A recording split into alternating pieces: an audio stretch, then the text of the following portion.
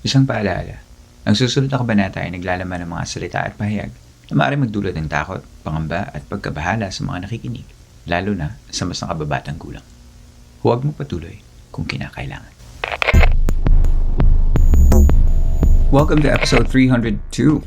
Sana po ay okay kayong lahat. Sana ay napapaligiran kayo ng mga mahal niyo sa buhay. At sana po ay masaya kayo sa Kapaskuhan at pati na rin sa bagong taon.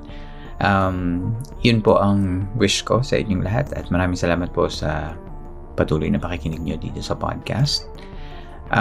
Kahit na hindi tayo magkakasama, sana ay nararamdaman niyo ang community natin. Even though it's holidays at walang pasok, syempre we still have some episodes. So, kahit hindi mo ito mapakinggan on the day of the stream. So, in the future, pag napakinggan mo, sana, I wish that you had a good holiday vacation. Yeah. Welcome to the second part of the Iceberg series. We are discussing the different urban legends from the Philippines based sa Iceberg post in Reddit. Click the link in the episode show notes para makita mo yung full post tungkol sa topic na ito. Ang second part will be more about the second tier of the iceberg. This means there may be topics that were not readily available to the public. But knowing the audience of the show, I'm sure you are all pretty aware of most of the topics that we will go through. Pero yun, lalagariin pa rin natin. Kaya, ayan, simulan na natin.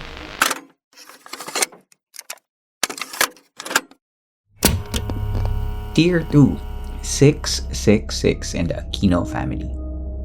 There's an elaborate story behind linking the number 666 to the Aquino family of the Philippines. We know that the number 666 is often associated with the mark of the devil. It is based on the Bible in Revelation chapter 13, verse 17 to 18, where it was mentioned that no one could buy or sell unless they had the mark, which is the name of the beast or the number of its name. That number of the beast is 666. At syempre, like every other urban legend, it latched on to the present day and it caught on to the presidential family of the 2010s. At the time, there were talks of having a unified ID system, and basically things grew out of proportion. And somehow, people speculated that the ID system will be a biochip to be inserted into the body for tracking and business purposes. Na-imagine nyo ba kung gaano ka-absurd yung idea? Microchip? Passport or unified ID nga lang ang tagal lang makuha. Babudgetan pa ba tayo ng microchip kada isang Pilipino? Anyway, the link of 666 to the Aquino family was intensified when it was rumored that Chris Aquino had a microchip with the number 666 in it. Keep in mind that Chris Aquino had revealed to the public that she was having autoimmune diseases by 2017 that brought different health concerns and made her leave show business and stay in the US for recovery. Kaya medyo na-intensify lalo yung urban legend na ito. Next one, Balete Drive. Nagkaroon na tayo ng isang episode dito at nagkaroon ng English version pa nga yung episode na yun. You can look for episode 109 in our podcast, which was entitled The White Lady. Gustong-gusto ko yung White Lady sa Balete Drive na urban legend because I found out that the urban legend was planted in the public's psyche na mayroon ngang misteryo sa Balete Drive because the news was down and boring that day. So they made things up to stir conversation. Was this true? I don't know, to be honest, kasi ganun naman talaga mga urban legends, diba? But listen to the White Lady episode if you want a full-blown discussion about that and, of course, the Balete Drive mystery. Mount Cristobal. Isa pang previous episode na featured here in the Iceberg is the Devil's Mountain, which we discussed in episode 10. Would you believe that was so many years ago? According to the urban legend of Mount Cristobal, ito daw ay ang evil counterpart of Mount Banahaw or yung tinaguriang The Holy Mountain na kilala sa mga albularyo at manggagamot bilang lugar kung saan kumukuha ng mga sangkap panggamot tuwing Biyernes Santo. Kung may Holy Mountain, syempre may Devil's Mountain. At dito na pumapasok ang Mount Cristobal. Talamak ang mga kwento ng kababalaghan lalo na sa mountaineers at hiking enthusiasts sa Mount Cristobal. Nariyan ang mga nililigaw ng mga hikers gawa ng panglalansi ng mga iba't ibang mga entities, mga nakakalitong crossroads, or mga biglaang lumilitaw na hamog or fog, at may kakaibang mga tunog na naririnig sa gabi habang nagka-camp ang mga tao. Kung gusto niyo pang malaman ang iba pang mga bagay tungkol sa Mount Cristobal, ay pumunta lang sa episode 10 ng ating show. Next one, Spolarium. This is a controversial, but let's try to deep dive as much as possible. Spolarium is originally a painting by Filipino painter Juan Luna. The painting was submitted by Luna to the Exposición Nacional de Bellas Artes in 1884 in Madrid, Spain, where it garnered the first gold medal out of 3. The picture recreates a despoiling scene in a Roman circus where dead gladiators are stripped of weapons and garments. Together with the other works of the Spanish Academy, the Spolarium was on the exhibit in Rome in April 1884. Jose Rizal, our national hero, once proclaimed in a speech that the painting embodied the essence of our social, moral, and political life. Humanity in severe ordeal, humanity unredeemed, reason and idealism in open struggle with prejudice, fanaticism, and injustice. Isang observation na hanggang ngayon ay maaaring sumasalamin sa kasalukuyang panahon. Hindi dahil tayo ay nasa ilalim ng pananakop ng banyaga, pero dahil tayo ay patuloy pa rin na napaiilalim ng mga mapanglamang. This magnificent painting is currently displayed at the National Museum.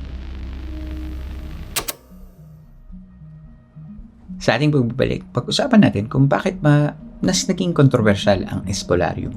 Hindi dahil sa painting ni Juan Luna, kundi dahil sa isang kanta noong dekada 90. Dito lang yan sa Philippine Camper Stories.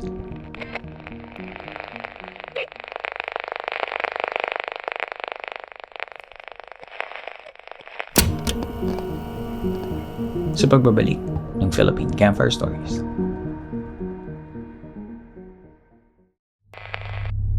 Noong 1997, ang alternative rock band na Eraserheads ay naglabas ng album na Sticker Happy. Tampok ang mga hit songs na Kaliwete, Para sa Masa, at syempre ang kantang Spolarium. Naging kontrobersyal ang kantang Spolarium dahil sa isang linya sa kanta na umiyak sa umaga, anong sinulat ni Enteng at Joey dyan? Sa pintong salamin, hindi ko na mabasa pagkat merong nagbura. This was linked to the high-profile rape case from 1982 of Pepsi Paloma, isang Filipino-American actress. Inakusahan ni Paloma sina Vic Soto, Joey De Leon, at ang yumaong si Richie De Horsey, mga hosts ng noontime show ni Eat Bulaga. Ayon kay Paloma, sila ng kapwa-aktres na si Guada Guarin ay di umano'y drenoga at dinala sa Sulo Hotel sa Quezon City at doon kinahasa. Hindi naglaon, ang actor at future senator na si Tito Soto ay di umano'y namagitan at pinag-usapan na iurong ang demanda laban sa kanyang kapatid at mga kaibigan. Sabi-sabi ay may harassment na nangyari dahil gumamit doon ng baril at ng dahas si Tito Soto upang makamit ang pag-urong ni Paloma. 3 years later, Paloma was found dead in her apartment after she unalived herself by hanging. Satan over St. Michael statue. Karaniwan na sa mga lumang sementeryo ang mga estatwa ng mga religious figures katulad ng mga anghel. This symbolizes protection and peace to the deceased and a marker for the families left behind when they come to visit. Ngunit sa isang libingan sa Tugatog Cemetery sa Malabon, isang kakatwang estatwa ang matatagpuan kung saan isang demonyo ang nakatayo at tinatalo ang isang anghel. Ang libingan ay pagmamayari di umano ni Don Simeon Bernardo na namatay noong 1934. Kinomisyon di umano ng mga Bernardo ang estatwa dahil sa kanilang obserbasyon sa lipunan na nooy nasasakop ng kadiliman. Kabaliktaran ito ng isang pamosong likha ng pintor na si Guido Reni na pinamagatang The Archangel Michael Defeating Satan mula noong 17th century. Katulad ito ng likha ni Fernando Amorsolo na pinamagatang Marka Demonyo na ginamit na label ng Ginebra San Miguel. Babalik rin lamang daw ang estatwa kapag nakita nilang nagtagumpay na ang kabutihan laban sa kasamaan. Up next is Manila Film Center accident. During its construction in 1981, an accident occurred burying a lot of construction workers under piles of rubble. Instead of rescuing the workers, Imelda Marcos allegedly ordered the workers to instead bury them in cement. Napag-usapan natin ito sa isang episode sa podcast natin, episode 161, Dark Tourism Series, The Scars of Manila, kung saan pinag-usapan natin ang malagim na aksidenteng ito. Pakinggan nyo rin para malaman nyo yung full details kung ano bang nangyari noong panahon na yun. The next one is Ozone Disco Fire. This was dubbed as the worst fire incident in the Philippines.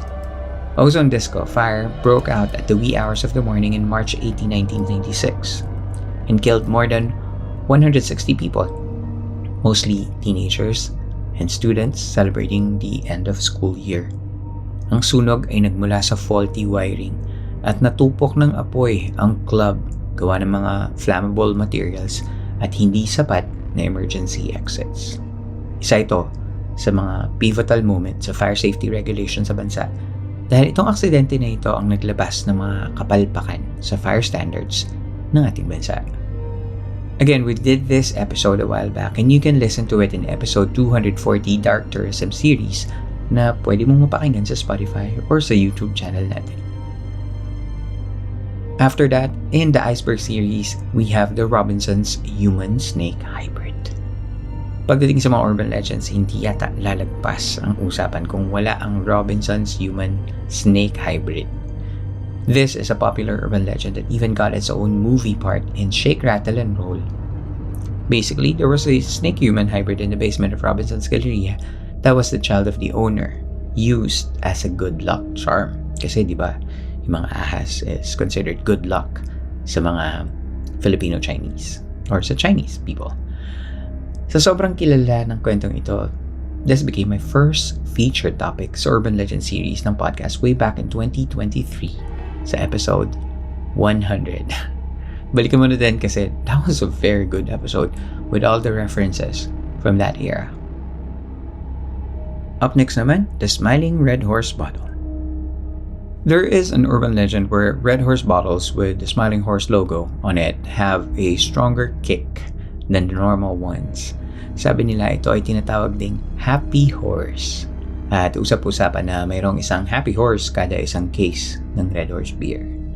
Now, is this true? Maraming vlogs and posts na nakakita daw sila ng Happy Horse.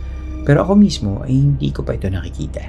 Kaya, baka kayong mga campers, meron ba kayong nakita in like the real world out there kung may napansin kayong kakaibang logo ng Red Horse beer? And the last for this part is Lucia Joaquin. Lucia Joaquin was some scary profile on Facebook that spread around 2017 that died off quickly. The story of Lucia Joaquin revolves around a creepy narrative that's gone viral on social media, particularly on Facebook. It involves a character named Enzo Cruz who experiences a chilling encounter with Lucia Joaquin through a private message on Messenger late at night. Lucia Joaquin, whose full name is Lucia Meneses de Blas Joaquin, was born in America in 1950 and faced a troubled life with being confined to her home from birth due to her appearance. The story has captivated many, leading to various retellings and discussions online. Isa ka din ba sa mga nabudol ng post na ito katungkol kay Lucia Joaquin?